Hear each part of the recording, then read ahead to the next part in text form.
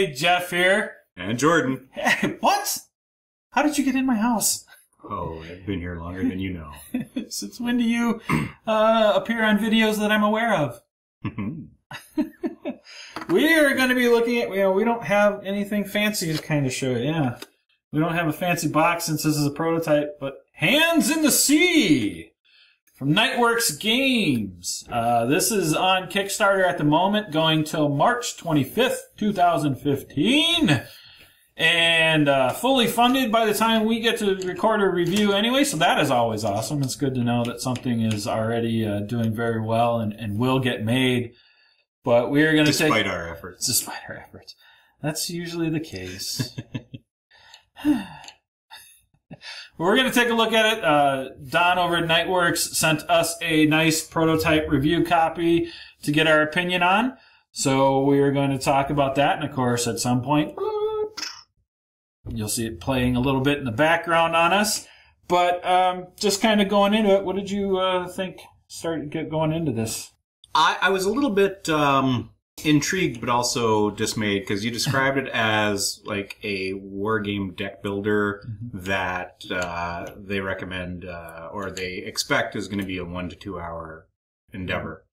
And all three of those things combined made me go, But having gone through it now, gotten in, I think, some solid play and then the video, I like it. It is not as dismaying as it sounds when you hear a 1 to 2 hour card game. No, it's enjoyable. It's fast. It's pretty straightforward. And it does not slow down, but it expands. And I see where the 2 hours comes from as the game progresses, but not in a bad way. It's your options are increasing. Yeah, it's the first Punic War, Hands in the Sea, is I think the full title, but it's pretty much going by Hands in the Sea. It is that it's Rome versus Carthage, and each player takes a side. They've got starter decks, and you can build up your deck, and so there's somewhat similar cards in each side, but you might have some cards that just are for your area. And as you take over areas on the map, you get to add more cards just by the location. And then there's also cards for your empire that you can add in. And then there's like mercenary cards, so neutral cards that you can buy. So all of these little things to kind of start building up your deck. To me, that quick is relative. It is a longer game. It is a 2-player game. It is that deck builder combined with area control. And, I mean, I'd almost like a 4X feel kind of to it too, wouldn't you say? I mean, there's, you are expanding, you are, exploring, and you are fighting and all of that good stuff. So, well, that's 2 X's and an F. I've got an F for you. This is why we can't have nice things, Jordan. But it's got a lot of cool things kind of going on for it for me. It is, yeah. I mean, when you first hear, okay, this is a 2-player kind of deck builder that's going to take you like 2 hours. You're like, whoa, wait a minute now.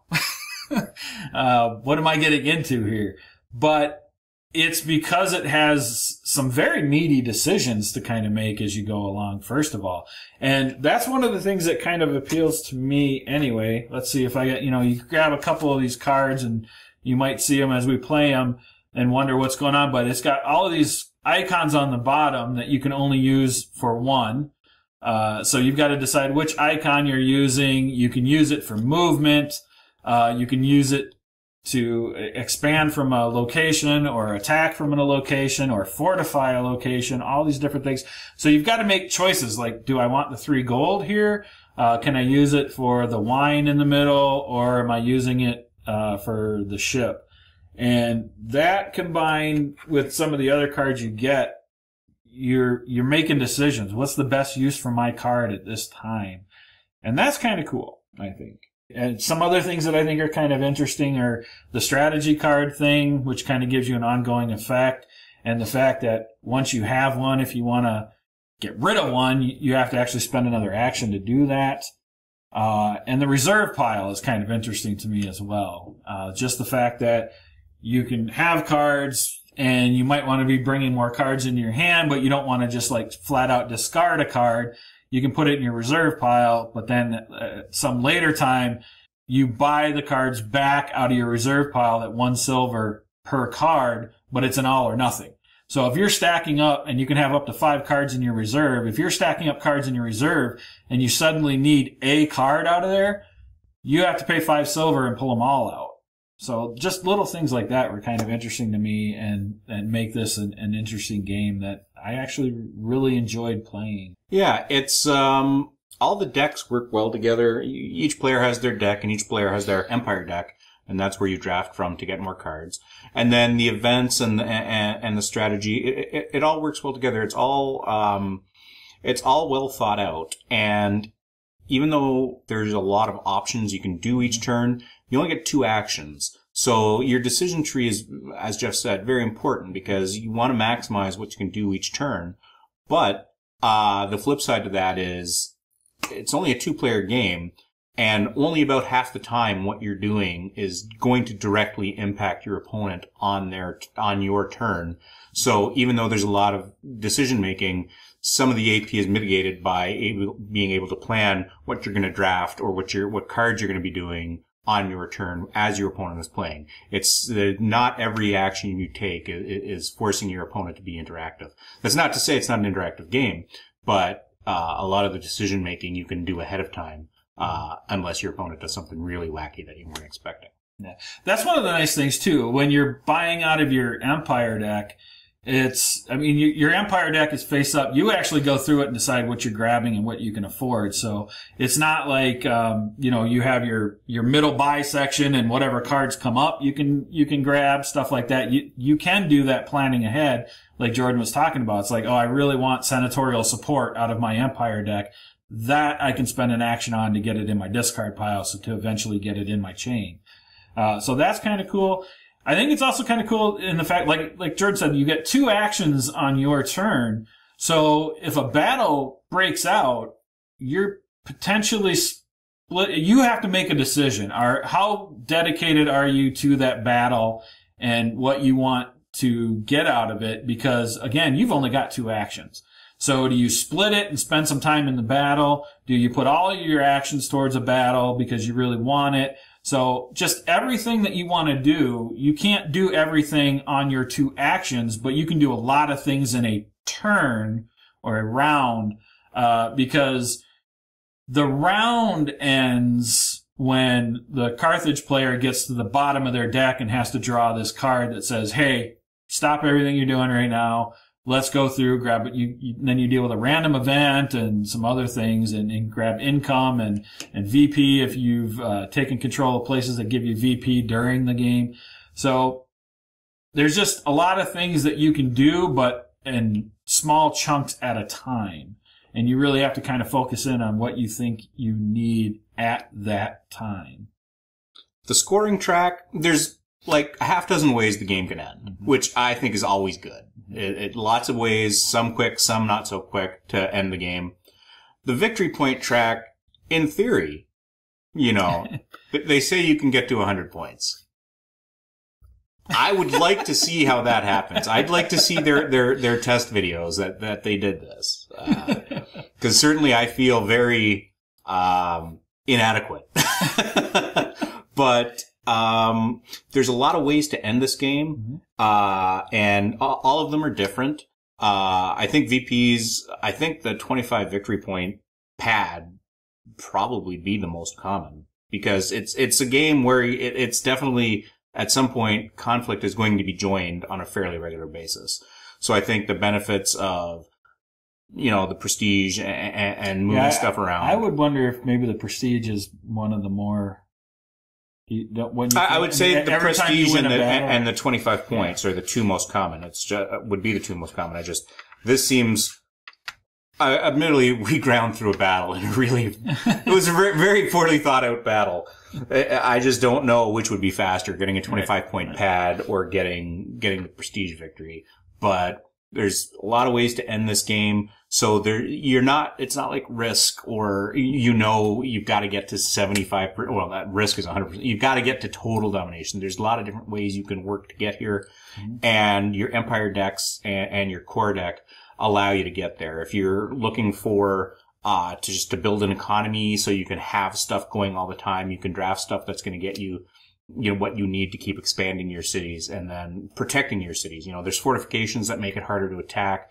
There's lots of different stuff in every aspect of the game for every action in each of the different areas of the game, whether you're expanding militarily or economically, politically. There's all sorts of stuff here going on, and it's a really rich, really meaty game. This is when the final product is out, and what we've got here, is pretty darn good for a prototype. If everything that we have here ends up being in the finished game, it's pretty solid. The cardboard, I would like to see that a little bit thicker, but everything here lends itself to be a really good game and a really nice to look at game. Yeah. This hits a lot of good spots for me. And like I said, anytime that you can give me cards that make me choose how I have to use them and maybe feel bad about not choosing the other options, I actually enjoy that. I like it when I've got to make some choices on how I use my stuff and that it all seems like a good idea at the time.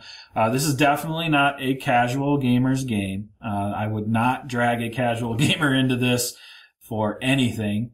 And there's a lot going on here. This is not your gateway game, I don't think. There's way too many options for a newer player to kind of get their head around. But if you are a hardcore gamer, if you are into area control, if you are into some interesting takes on the deck builder aspect, this is a very good game. The one thing that people may or may not enjoy, I think, might be, would you say, the event deck? Because there's a little bit of randomness there. But that can swing both ways, and depending on the game or the card and the thematic element of the card, it may favor Rome, it may favor Carthage, it may be 50-50. Some of them are helpful, some of them are hurtful. So I don't mind that because it doesn't come up that often, and I don't think for us anyway, it seemed like it just completely blew us out of the water. Now, that one where I lost my warships, if I had really built up my warships and it just said, instead of saying remove 2 or something like that, it's like, no, you have no warships. That could have been a little hurtful, I think, late game. Well, only because it came up like the turn after you built your ships. And moved out of port. Because it said you don't lose them if you're in your port. And I had just built up ships and moved out of port. But again, they don't come up enough, and I don't mind them. I didn't mind them when we played them. Yeah, every once in a while, but it's just a thing where you're like, damn it. It's no different than in Risk, where you're the beached party and you still only roll ones and get rolled. So it's just the randomness. It's no different than a bad die roll. And like you said, it doesn't come up enough, I think. It's not like, okay, every time a Carthage player takes a turn, roll an event. It's not that. It's through the deck. It's at the end of a round. Yeah. So I think from us, a big recommend, especially if you are into a meatier game and you're looking for something for 2 players that can really kind of dig in and get some strategy going. This is a very solid game for that, I think. Totally agree. Yeah. So March 25th, 2016, that's when the campaign will end. Hands in the Sea. Go check it out. All right, guys. Thanks a lot. We'll be back soon. See you later.